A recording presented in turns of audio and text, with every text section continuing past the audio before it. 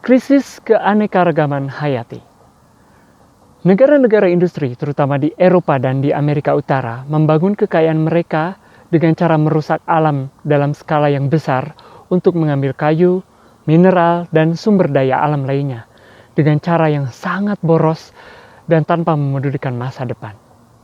Parahnya, mereka telah mengakibatkan banyak spesies hewan dan tanaman menghilang sejak kurun waktu 50 tahun terakhir.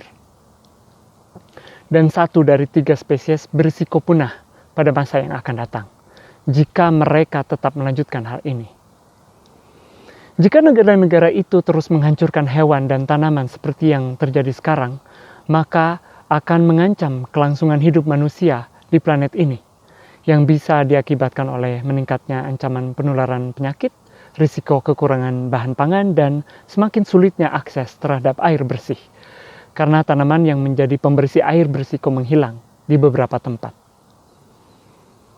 Hilangnya beberapa spesies penting seperti lebah juga dapat memiliki efek berantai yang mengakibatkan hilangnya berbagai spesies tanaman, sehingga banyak spesies hewan yang kesulitan mencari makanan. Risiko-risiko ini sudah disadari oleh pemerintah di negara-negara industri dan telah didokumentasikan sejak lama. Tetapi sama halnya dengan karbon, negara-negara industri tidak mau mengurangi perusakan mereka terhadap alam karena hal tersebut dapat merugikan mereka dan mengubah gaya hidup mereka. Tak satu pun dari pemimpin negara-negara itu yang ingin mengambil tindakan tegas terkait hal ini, karena hal tersebut dapat mengurangi popularitas mereka, mengancam terpilihnya mereka kembali sebagai wakil rakyat dalam pemilihan umum, dan memaksa mereka untuk membuka perdebatan tentang tingkat kesenjangan di negara mereka. Alih-alih secara serius mengurangi perusakan alam, negara-negara industri justru menciptakan apa yang mereka klaim sebagai alternatif, kredit keanekaragaman hayati. Apa yang dimaksud dengan istilah ini? Negara-negara industri mengklaim bahwa beberapa tindakan seperti upaya untuk memulihkan atau menciptakan kembali habitat alami seperti hutan atau lahan basah yang telah mereka hancurkan dapat mengganti rugi atau memberi kompensasi atas kerusakan baru yang terjadi di tempat lain. Seperti halnya dengan karbon, beberapa pengembang proyek akan mencari lahan untuk mencoba menciptakan kembali atau memulihkan habitat alami. Mereka akan membeli lahan atau hak penggunaan lahan untuk proyek mereka. Begitu proyek mereka dimulai, mereka akan mengeluarkan apa yang disebut kredit keanekaragaman hayati. Ibaratkan kredit keanekaragaman hayati ini sebagai selembar kertas yang berisi perjanjian untuk memulihkan ekosistem alami pada sebidang lahan tertentu selama beberapa tahun. Kredit-kredit ini dapat diperjualbelikan.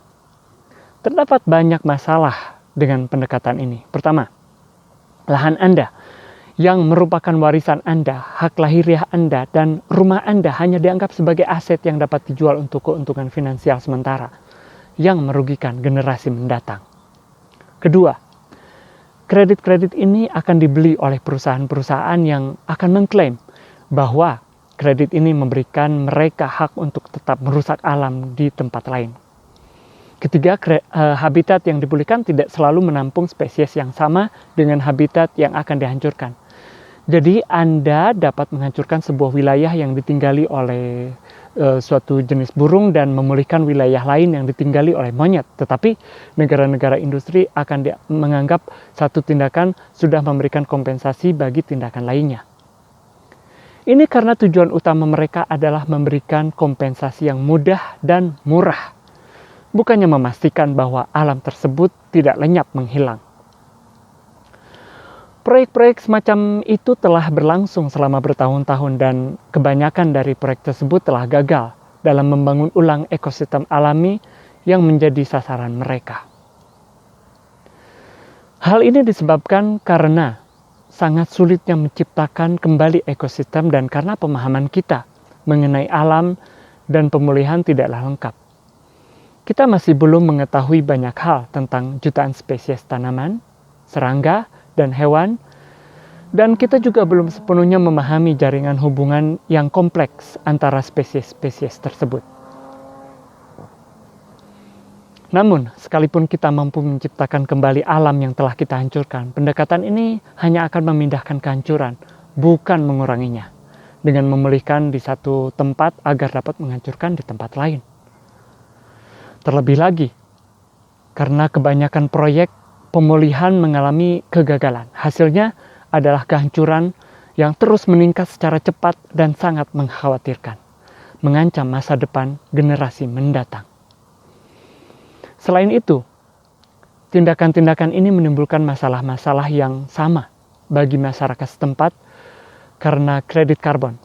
Karena tindakan-tindakan tersebut juga membutuhkan banyak lahan dan menarik pengembang proyek yang serakah, yang selalu mencari lahan yang murah atau lahan yang dapat mereka ambil secara gratis.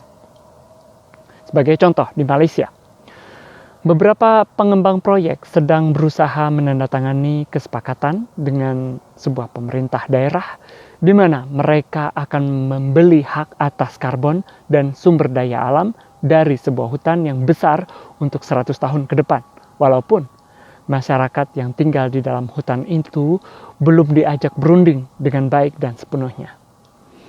Hal yang gawat adalah, walaupun proyek sejenis ini telah berlangsung sejak lama, berbagai kesepakatan internasional dan undang-undang nasional yang baru sekarang akan memfasilitasi dan mempromosikan proyek sejenis ini, sehingga mengakibatkan gencarnya pencarian lahan.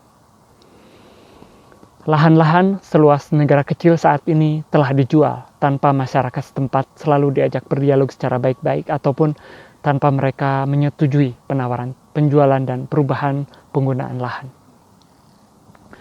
Diperkirakan jutaan orang akan langsung digusur dan dirampas haknya oleh undang-undang baru ini. Banyak diantaranya yang adalah masyarakat adat yang telah melindungi lahan mereka selama ribuan tahun.